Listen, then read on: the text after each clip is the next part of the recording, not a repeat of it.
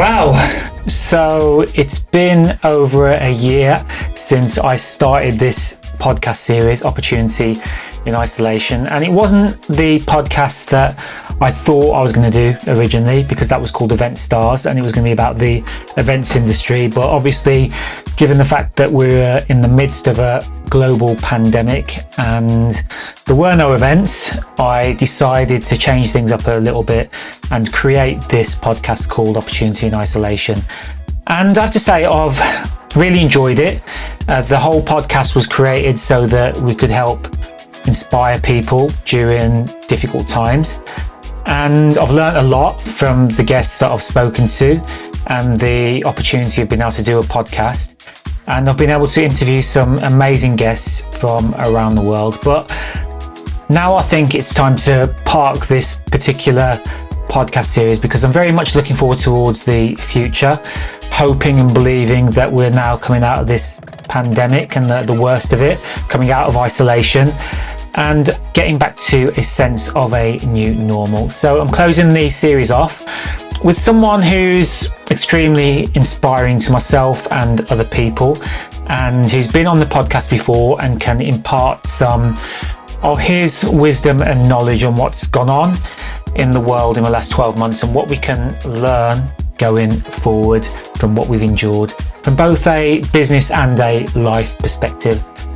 I had the pleasure of interviewing Paul Bassi in January 2020, just before COVID sort of got to its worst. And Paul Bassi, for those who don't know, is the CEO and chair of various businesses, including Bonde, Wolfe Auctions and the Real Estate Investors PLC. And if you want to learn more about Paul, then you can watch our previous podcast that we did together, and the links will be in the show notes and on YouTube. But in this podcast, we spoke a lot about what's changed in the last 14 months and opportunities that may be going forward. And we also touched on some of his new business ventures and talked a little bit about the property market and where that might be going in the future, as well as a whole host of other topics. But just before we go into that, I want to just thank everyone who's taken part in this series, all the guests. It's been an absolute pleasure, and everyone who's listened and also provided and shared some feedback. And just have to give a big shout out to my team, especially Jess, who's been sending out some of the marketing material, and my talented editor Volo. So thank you very much. So here we go. Here it is, my interview with Paul Bassi from his beautiful home. Enjoy.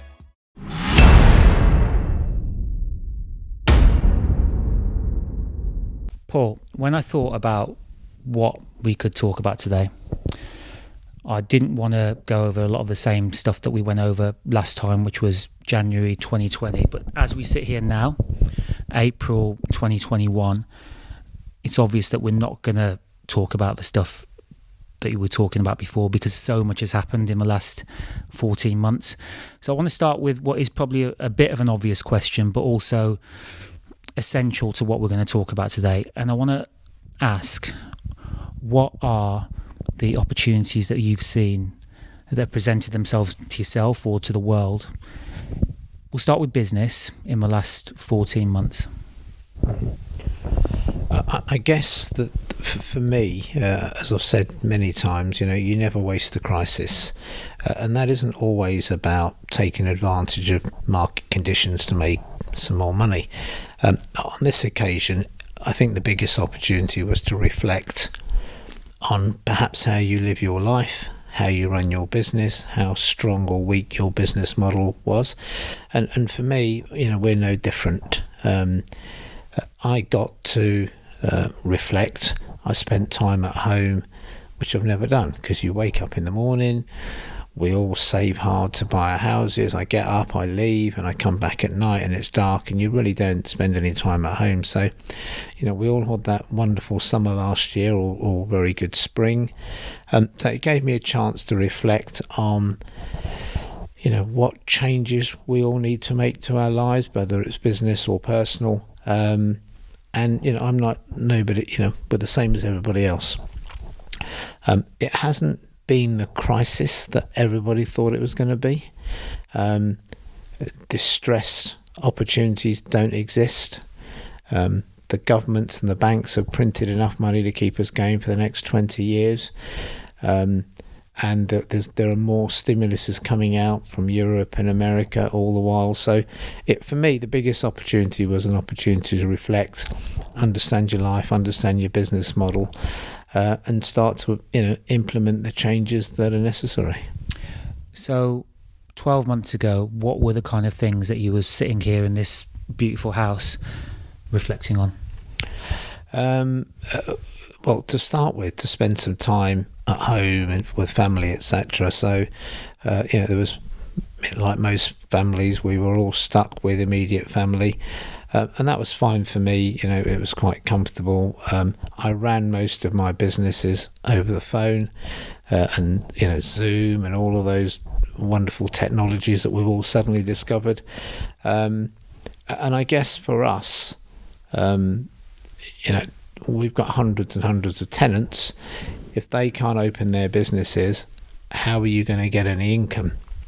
And what I learned from that very quickly was, in the property world, if I only had retail, or I only had offices, or I only had a certain type of occupier, or if I had a portfolio full of restaurants and bars, we would have had a problem. And we do not have all of our eggs in one basket. We're very well spread, and actually we've had mid to high 90s rent collection. So what made me understand from that was, or conclude from that was, that our business model from a property perspective is very strong. Convenience has been very strong. Retail, local shops, supermarkets have been very strong.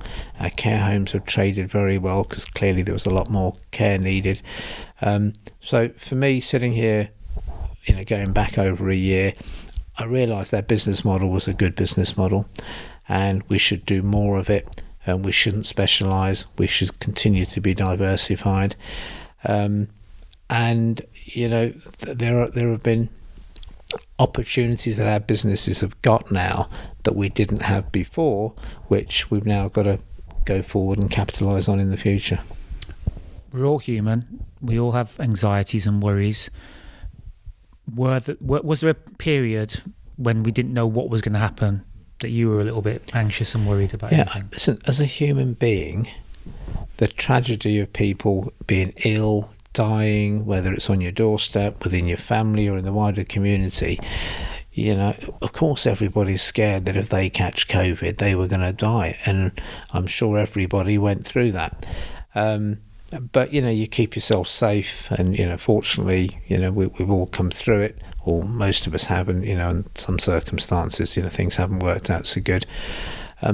But I've really found the whole experience probably the most positive experience I've had in my life, because I've never been able to sit out on the sidelines for 15 months and take my time. So I read more, I walked more, I learned to cook and bake a cake, which I'd never done in my life. So I did a lot of things, but for me the whole thing was a positive experience, and I think that was the only thing to do. Sitting at home crying about how problematic the world is was not going to do us any good.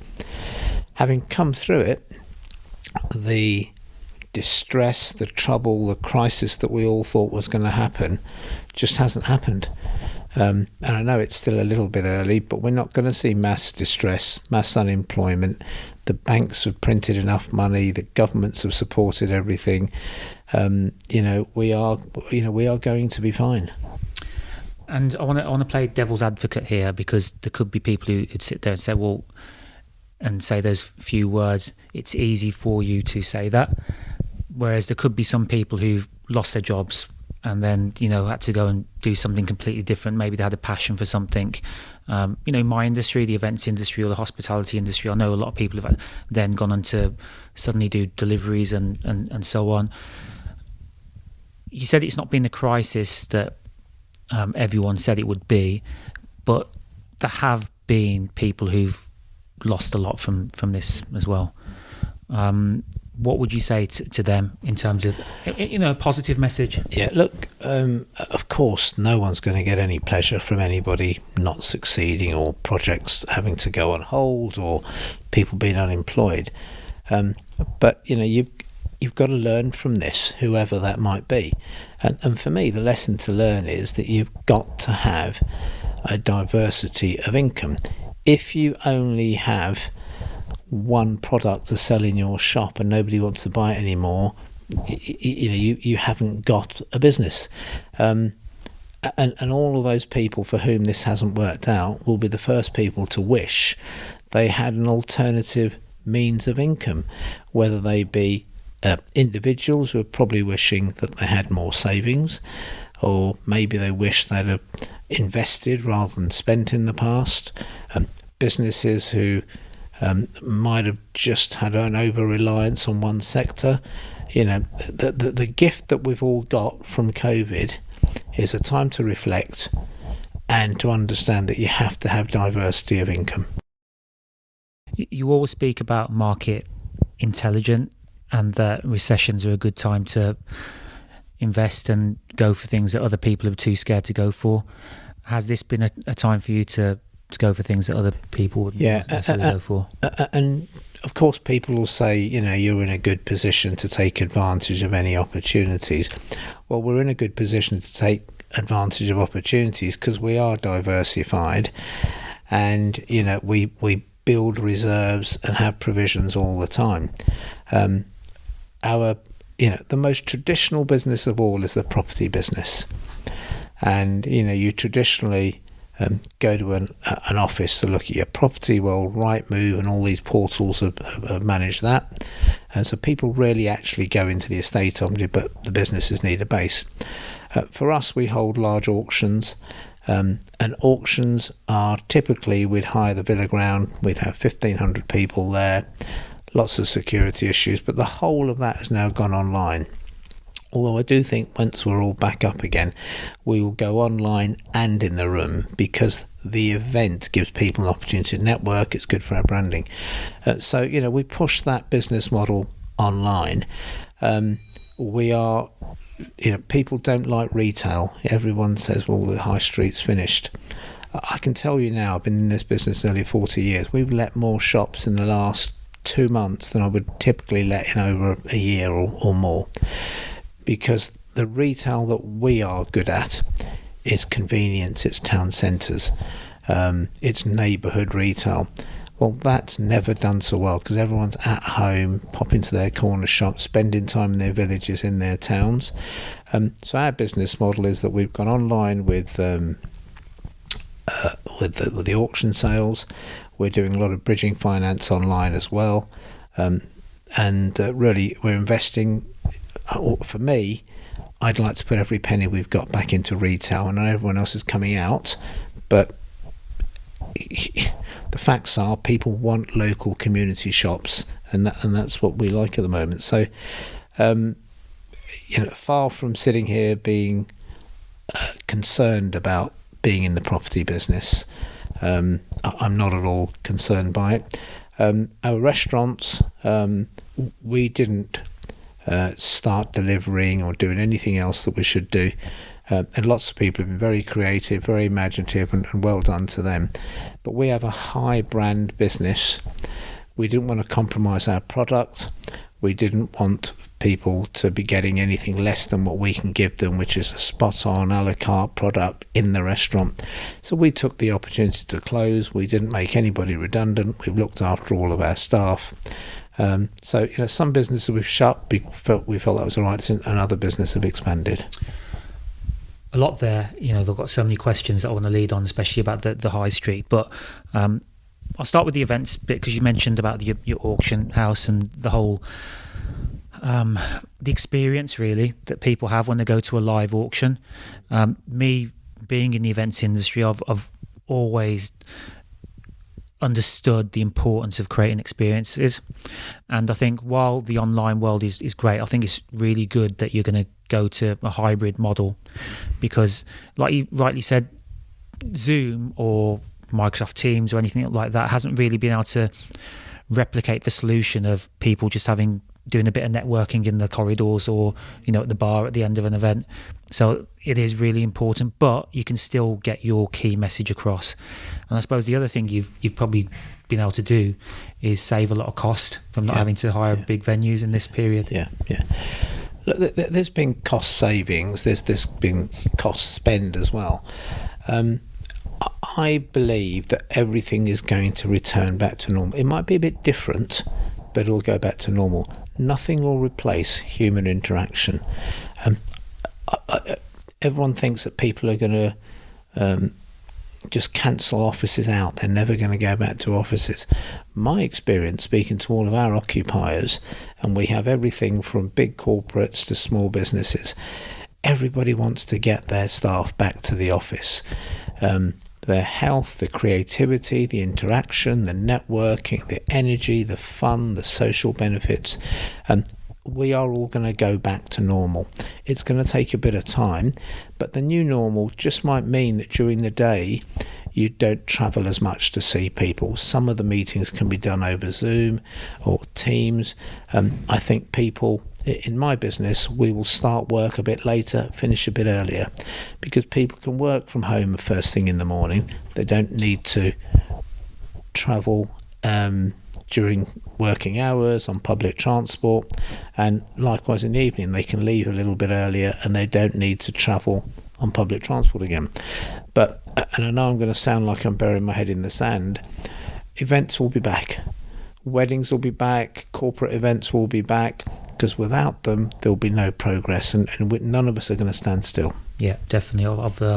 I'm definitely feeling that one, especially given that I am in the industry, and it has been a tough 12 months for, I've known so many people who've been in the industry for 15 years, like myself, and what's going to happen now is that there will be new relationships that will have to be made, because some of the people who are traditionally in the events industry have had to go and do other things. But yeah, they will come back, and I know that just with speaking to some of my clients and people who want to travel abroad as well for events, there will be some pent-up demand. It's just a matter of sitting tight and being patient. The clever money picks up market share. Yes, there's pent-up demand, but as you've just said, some of the competition aren't going to be there. They've gone off to other things, but the customers are still there. The experiences that people want to have still need to be had. In our auction business, which is a total event business, I think our market share is stronger than ever, and actually we'll build on that and make it even stronger. So I would urge anyone who's in your business, go and grab some market share. Don't be scared of this. You're going to have a great 12, 24 months. And here in Birmingham, the wider community's got the City of Culture going on, and next year's the Commonwealth Games. My God, if there was ever a time to have a global event for Birmingham, it's at the other side of a global pandemic. So, there's a Midlands global showcase about to happen, and I would take advantage of it and grab market share. Definitely. Going back to the high street, you said that you've had, people knocking on your door to rent out your space. What kind of sectors are you seeing that happening? Because when I go down some of the high streets, I'll talk about one way. I think you've invested in Walsall Town Centre in the past. It doesn't look like it. I mean, are there specific towns or a demographic of town? There's definitely good and bad in retail. Walsall, you mentioned, Walsall is going through an enormous transition, but it was going through an enormous transition before the global pandemic came along. So Walsall has got too much retail, and some of that retail will need to disappear. The good news for those people that don't know is that the planning rules around retail have changed considerably. In the old days, if you wanted to open up a restaurant or an office or have a veterinary practice, doctor's surgery, medical centre, all of those things, you couldn't put them in a shop. You'd need a planning consent for them, and most people wouldn't bother because it's unlikely they're going to get it. It takes time. They would just look elsewhere. But their customers were on the high street. So they're having to have doctor's surgeries, all those other uses away from the high street. Well, under the new planning rules, Class E allows you to do all of those things in a high street shop without planning. So I think you will see doctor surgeries, dentists, wealth managers, lots of businesses that were not on the high street coming to the high street, but that's going to take a bit of time. But some town centres are going to go through this transition. Villages and other town centres are busier than they've ever been. You'll drive along them, they've got more people in them, there's more traffic in them, the local convenience stores have traded even better, and there's no void. So that's the sweet spot, and I'm pleased to say we've got a lot of it. I think the prime high street, where you've got Arcadia and all these big brands that have been enormously impacted by people buying fashion online, that they are a bigger structural change on the high street. Then, just to finish it off, the large shopping centre model, there are too many shopping centres, and it's not the rents that kill the retail, it's the service charge, the cost of running those giant shopping centres, and those have seen a halving in value or more, yet local convenience retail has seen an increase in value. Go to the auction rooms, those properties are trading for more money than they were a year ago, but shopping centres have gone from hundreds of millions to tens of millions. So there is change in retail, but and you selectively got to invest. You mentioned about the villages and the village high streets. Do you think that we might see people moving out of the city centres into villages because of the stuff we talked about, the work-life balance and being further away from work so you can work from home, and that is going to increase the value of the villages in turn, because there will be more people who will just want to go to a really nice cafe on the village high street, and etc. If you step back, Birmingham and the wider community is a little bit like a village to London. So first of all, we're seeing an exodus out of London for all those reasons you just mentioned: quality of life, cost of living, environmental issues, and all of that good stuff. So Birmingham and the Midlands is a big recipient of people moving out of London and the South East, which is definitely happening. Of course, HS2 is a big trigger to sort of draining some of the pressures that there are down south. But there's no doubt that the villages and town centres are safer. You don't have to travel on public transport to get them. But people have actually had a taste of that local life and realise actually it's quite nice. We like not spending an hour travelling every morning. We like going to our local shops. We like meeting our neighbours. We like picking the kids up from school. So I think people are rebalancing life, and I hope that they rebalance for the long term. Some will, some won't. So, Birmingham, the wider Midlands, is benefiting from the UK relocation, and the villages outside, the town centres outside the city centres of Leicester, Coventry, Birmingham are definitely going to benefit. The city centres actually are where I see the problems. I think office users are going to be less so for the city centres unless we manage to get some big corporate relocations. And some of that prime retail there's no occupiers for, so they will need to see some redevelopment into mixed use schemes, so people have got a reason to go there other than shop. I was doing some reading actually, and quite an interesting idea is whether the city centres that you mentioned, these big spaces that are now coming available because of the likes of Arcadian and BHS and all the rest of them closing down, is whether we could potentially see retirement villages happen in city centres, because they'll have everything there as well for them to just walk outside. They've got the pharmacy there, they've got the doctors there. Absolutely, and that's what I meant by this. There's a major restructure, i.e. the knocking down of a shopping centre or repurposing of a shopping centre. But having said that, the likes of the Bullring and the Westfield centres, they will probably become more dominant. They'll have to rebase the rents because they're out of control, and they've got to curb the costs somehow, which is difficult to do.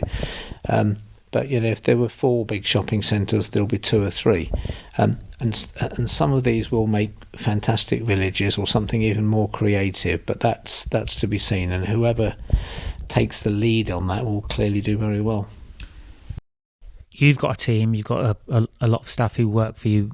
What have you been thinking about your office-based staff and how they should work going forward? Should they all be in the office 9 to 5, or should they have that balance? Yeah. First of all, I can't wait to get everybody back, and I would say that generally everybody wants to come back. But we have realised is that we don't need to sit on a train or in a bus for an hour and a half every morning to get to work for 9 o'clock. I'm quite happy people starting at 9:30, 10:30. I'm quite happy people finishing at 3:30, 4:00. So we're making those changes. And we're also going to allow people, if it goes to plan, work 1 day a week from home. So they'll carry on getting their full pay. They'll work less hours, be less stressed, be more relaxed when they get into the office, work 1 day a week from home. So people working 1 day a week from home, doing less hours, I'm convinced will give us the same level of output or even better, and their mental and physical well-being should improve as well. I've seen in the local press or the news, I saw it on social media as well, that you guys, Bonde, Wolfe, have made an investment in a tech company, a social media company, headed up by Craig Upton, who I know is a great guy. What's the thinking behind that? Is that something that you are actively looking at, more tech investments as well? We always look for good talent to support and back, and Craig I've known for a number of years. He's one of the people that we use to do various social media work for us, and rather than just be a client of a PR or a media business, if we are a co-owner of that business, they will look upon us differently as a client, because we'll be a key client, or we'll be the client that's also a shareholder. So what we've done is we've invested with Craig in that business, and it's only been a matter of months, but it's already growing to a proportion that we will now need to revisit how we were going to manage it. But I believe so strongly that if you haven't got a strong online social media experience for your customer base, that you may as well close your shop and go home, because you won't be at the races. You're not going to be competitive. So we will be launching Bonde Wolfe TV via YouTube. The way people will do viewings, they'll watch a video of a property, we'll share our knowledge with customers, we'll grow our database, and that's really what it's about. We want to grow our database, communicate better with our customer base. But interestingly, although it was done for us as a customer, we've attracted so many clients that have said, I hadn't realised you'd picked up on that, who've said, what is this media thing? If you've done it, is it something we should be thinking about? And we've attracted dozens and dozens of new clients, and all of them are wishing they'd have done this many years ago. Definitely, and it is almost a shop window for the world, isn't it? Yeah. You talked about your auction house business now being open to the world, because they don't all have to go to Aston Villa. And that's what social media allows you to do. Well, we've always been a regional business, and we've almost instantly become a national business. So we sell houses in Middlesbrough, Scotland, Devon, Cornwall, Edinburgh, just suddenly because the platform's bigger. So we will go probably to a monthly auction going forward, and we'll be able to do hundreds of lots. But we will, as I've said before, we will go back to the auction room, and we might do 4 to 6 a year live auctions, as well as online, and maybe a few more online. And in the end, life is always about balance, so the hybrid balance is probably what we're going to do going forward. But I can't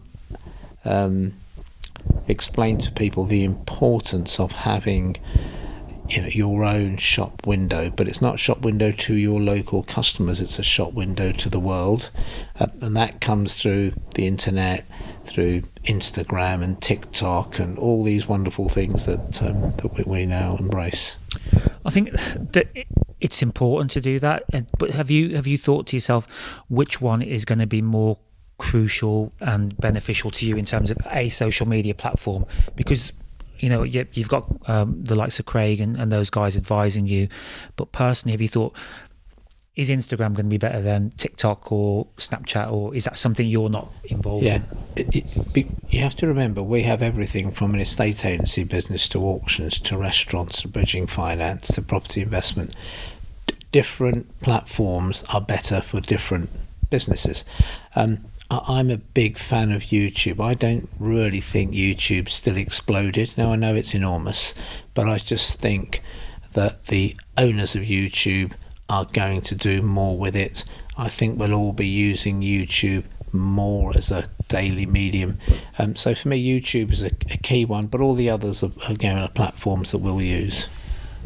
You say that about YouTube maybe not exploding, but if you ask kids now between the ages of 7 and 15, the number one occupation that a lot of them want to do is be a content creator or a YouTube star, followed by teacher and athlete. And that has grown. I mean, the number of content creators in the world, or people who make a living from content creation now, is now 50 million people, which has tripled since 2017. So you're right, it's not exploded to where it can be, and I think it will explode a lot more, and you will get a lot more people who think, do I really need to work for somebody because I can do this from my bedroom and sell a widget or anything I could because of my own skills and knowledge in that particular niche? I think we're in a new world. Everything you've just said, if we were to go back several decades, somebody was saying, well, there are going to be all these things called shops on high streets and in shopping centres. I mean, this is just change, and you've got to embrace it. The reason why we've invested in this business is we think it will be 10 times the size of what it is over the next couple of years, for all the reasons you've just said. If you went back 5 years and asked somebody what a content creator was, you'd think he was a Martian from another planet. And it'll be a normal job. It is now a normal job. Yeah, definitely. What are some of the other trends that you've seen up and coming outside of property and your traditional businesses? I think really the biggest trend is how entrepreneurial all sectors are being.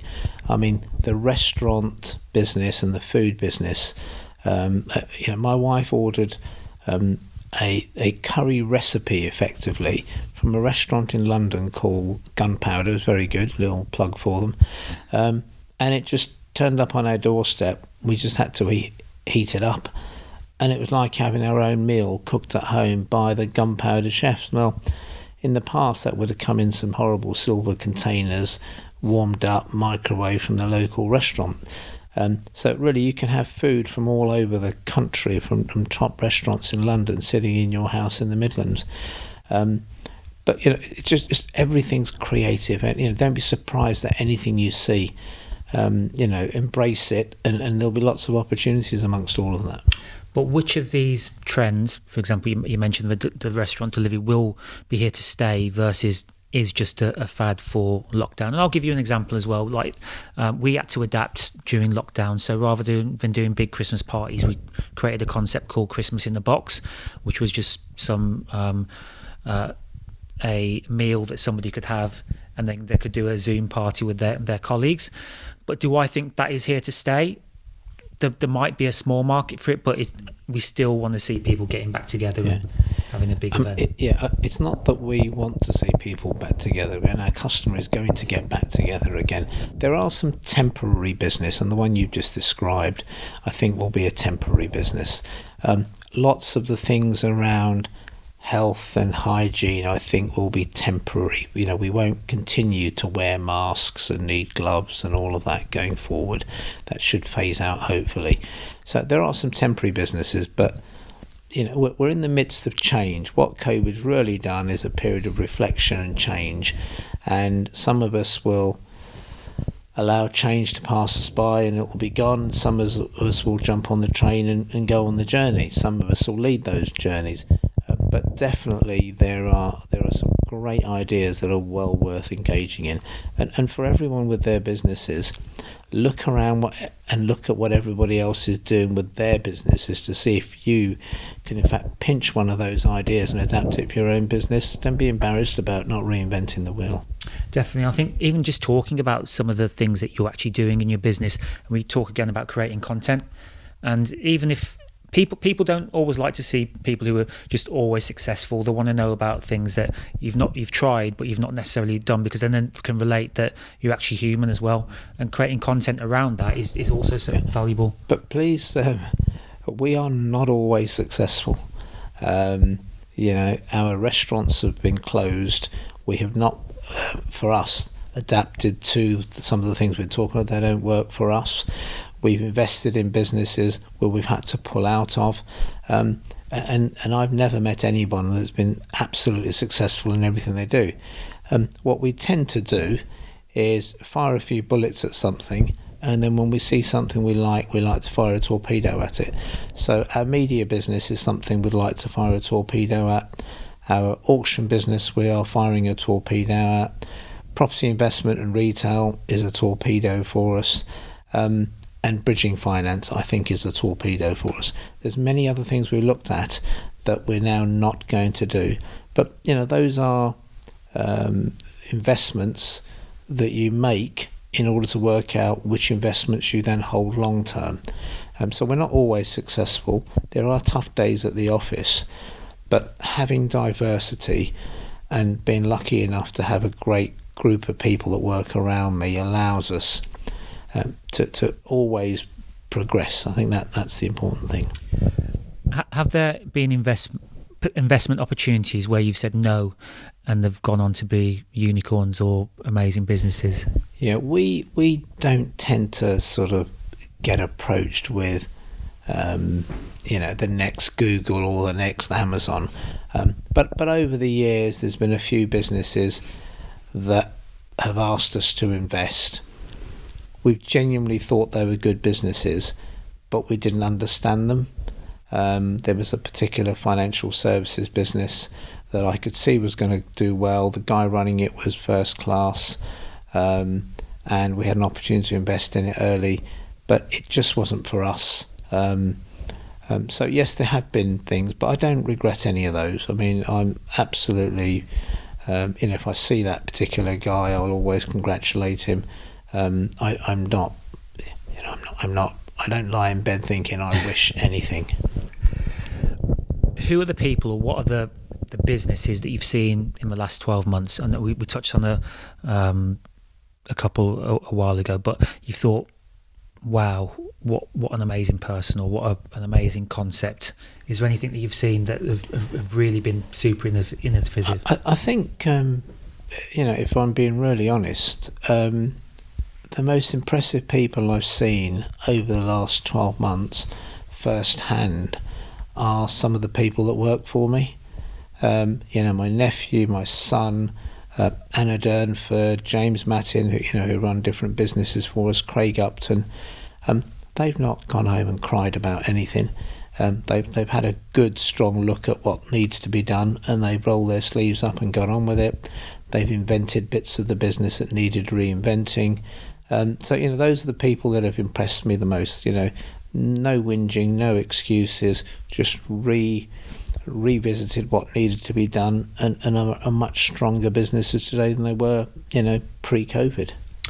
I want to touch up on another topic which has been a big topic in the last 12 months, and do this in a reflection on your business career. Obviously, the death of George Floyd and everything that happened in America, and then the BLM movement. And you started your business 70s, 80s, going up into the 90s. Were there times where you felt that your race had ever come into play, when either in an interpersonal way or a subtle way when doing business, and you felt that it could be an inhibiting factor with other people? Or was it just a case of, this is who I am, I'm proud of it, and I'm just going to crack on whether you like it or not? So I get asked that question a lot. So, was I aware that there was lots of discrimination, racism, call it what you want, in the world. Yes, on my doorstep, in my town, on the football pitch when I was playing. Yes, of course I was.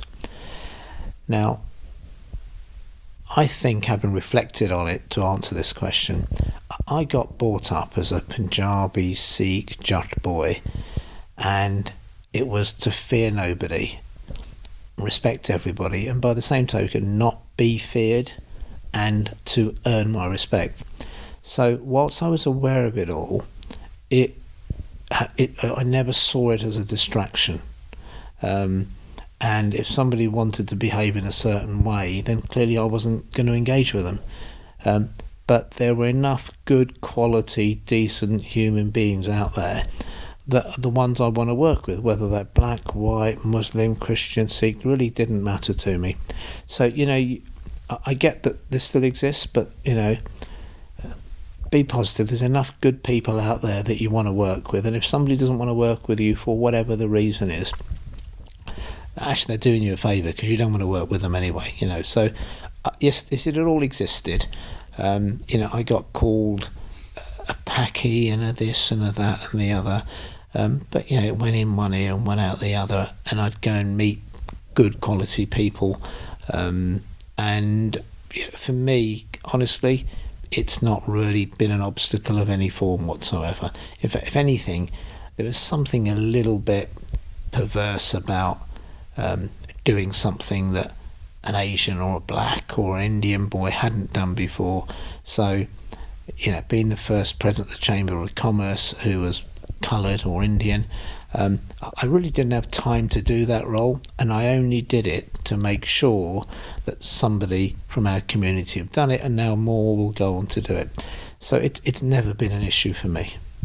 But at the same time, you're the one who's been able to, in that position, be a role model for other Indian or black or whatever background people might be, to say there's someone who looks like me who's done that. Yeah. Well, I'm just a normal lad. Okay, I'm not so young anymore. But you don't ask to be a role model. I've never done any marketing to say I want to be a role model. You just wake up somewhere between sort of 20 and late 40s and everyone tells you you're a role model. What I've tried to do is be a good dad, a good brother, a good uncle, a good husband, a good employer. And I know I say this a lot, but a lot of that has come up from my upbringing as a Sikh boy. All of those values that are within Sikhism exist in most religions, in most cultures. And I was just really being a good human being, and if that makes you a role model, then fine, And actually, I'm a little uncomfortable with it, because I do understand some of my weaknesses, and I don't want to be a role model in that regard. Not that I've got any unpleasant weaknesses, but we know we've all got strengths and weaknesses. Yeah. You mentioned you've done a lot more reading in the last 12 months. So, tell me some of the books that you've been reading. Something that's made you maybe reflect a little bit more on life or business. Do you know, I've read so many books that now you're asking me the question, I can't actually remember any of them. I read a book called The Psychology of Money that was very interesting. Okay. I read Stillness is the Key, which I enjoyed very much. I'm reading an Obama biography at the moment. How are you finding that? I've been listening to that on Audible. Yeah, I haven't really... I kind of started it without really getting my teeth into it, because it's not a small book. No, it's huge. 24 hours of listening on Audible. Yeah. So I think I'm going to save that for a trip abroad to get into it properly. Yeah. But there's the new Jim Collins book, which also I haven't read yet, called 2.0. I read, I think it's called Don't Split the Difference or something, which was a book about negotiating. So I've read loads, and I've enjoyed it. I've had time to read as well. Any nuggets you've picked up in the last 12 months from your reading, or even listening to podcasts or anything like that? The thing is, I can't think of it. It's a single one as we sit here and speak, but I've thoroughly enjoyed reading again, and You mentioned Warren Buffett, and the one common thing that I've found with people who are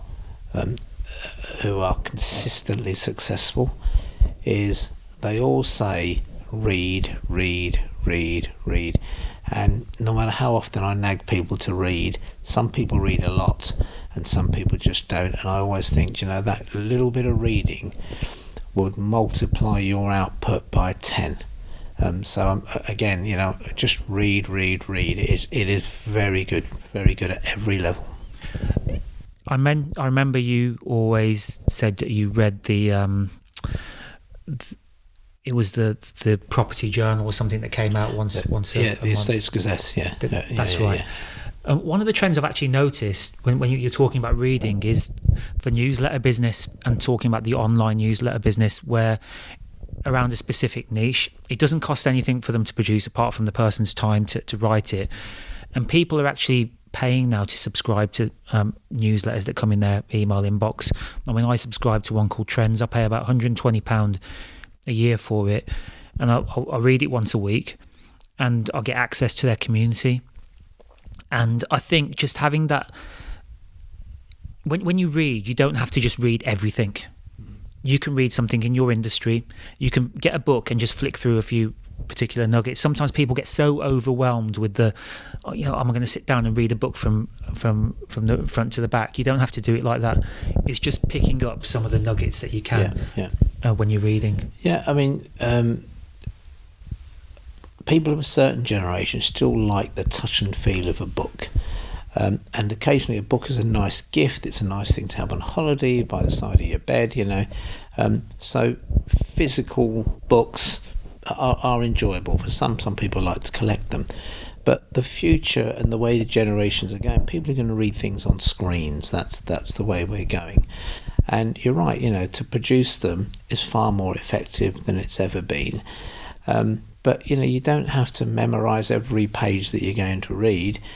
I flick through pretty much everything that lands on my screen. I don't think I read anything. I grab all the headlines, and then if something's appropriate, then I really, you snuggle up to your screen a bit more and you really focus and read. I guess for me, the one difference between screens and books is I do physically, nearly all the books I read, I physically make notes in them, and that somehow seems to register things with me more. So I think it's a very personal thing, but the future is absolutely reading online and on screens. Definitely. What are some of the things in business that you see people make mistakes with commonly?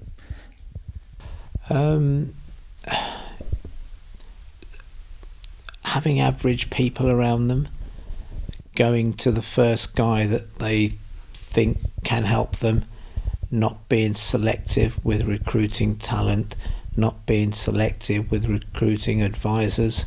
Our community in particular, if we need an accountant or a lawyer, we kind of ask around the family and we grab the first guy that can count or read. And I'd encourage people, always, if you want to go into a particular sector, find out someone who's very successful. I promise you, if you ring them up and say, look, I'm thinking of going into this, would you just recommend somebody to me? 9 times out of 10, they'll refer you to a good lawyer, they'll refer you to a good accountant, to a good advisor, to a good PR guy. So, the one big mistake is people just don't ask. Just ask. It's simple. No one, if somebody says no to you, ask the next guy or girl. And just surround yourself with talent. That for me is the key goal. Do you think mentors play a big role in people's business life? They do. So weirdly, I've never had a mentor, although I've looked up to role models in the form of the Richardsons or the Caledonia family. But really, a lot of my mentoring came from being Sikh and all of that good stuff. But I strongly recommend people have mentors. And the biggest thing with mentors is they very rarely get approached. People are afraid to ask them, but a good mentor will make time for you. If he can't help you, he'll tell you he can't, and if they say no, go and find another one. But I do believe a mentor could save you 5-10 years of pain and get you to where you want to get to quicker and more efficiently. So I'd strongly urge people to adopt mentors. Just one quick point I'd make on mentors is someone like yourself, there must be some sort of filtering process, because otherwise everyone would want to be your mentee. I absolutely filter people, and maybe not always directly, because the requests would come into my office, and the girl in the office who would deal with these, as Anna, is a very good judge of character, so she knows whether I'm going to mentor somebody or not. We sometimes might ask a few questions, and sometimes point them in the direction of somewhere else, but mostly it's no problem for me to have a cup of coffee with somebody, just give them a bit of guidance, and I do see the strangest cups of coffee I have had over the years, from people who want to be the next Prime Minister, all the way down to someone who wants to open up a coffee shop. But do you know what? To take 5-10 minutes, half hour out of my time to give somebody a bit of help, it absolutely no skin off my nose. Definitely. And just looking at your personal reflections on the last 12 months, have things changed for you personally in the way you've thought about the world and life? And secondly, what, as a final comment, what would be the advice that you're giving to everybody out there now? I've reflected on it a lot. My thoughts are, at the moment, is that the opportunity out there is bigger than I've ever known it. We're kind of starting from a low base, with a world flooded with money. The average man in the street, I think the stats are that they've got 250 billion of cash sitting in their bank account that hasn't been spent for the last 12 months, 15 months. So the world's flooded with money, the banks are lending. Go out there and get your share of this cake. There's a big cake out there, and there's more than enough opportunity for businesses to do well. Somebody is going to do really well. Somebody's going to pick up market share. Don't let it be somebody else. And I guess no regrets, and enjoy your life as well. Yeah, I think that's what we've all realised, the value of health, because we've all had people who've been ill, etc. But take it easy. Don't start so early. Don't finish so late. Watch your diet. Go and visit your family and friends. Don't have any regrets. Just relax. The good stuff will happen. Paul, wise words as always. Thank you so much, and I'm sure we'll do round 3 sometime in the future. Okay. Thank you very much. All right. Cheers. Cheers. All right.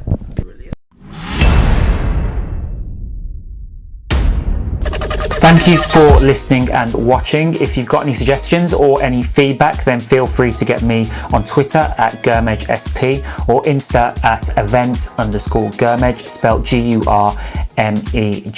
Thank you for listening. Catch you soon.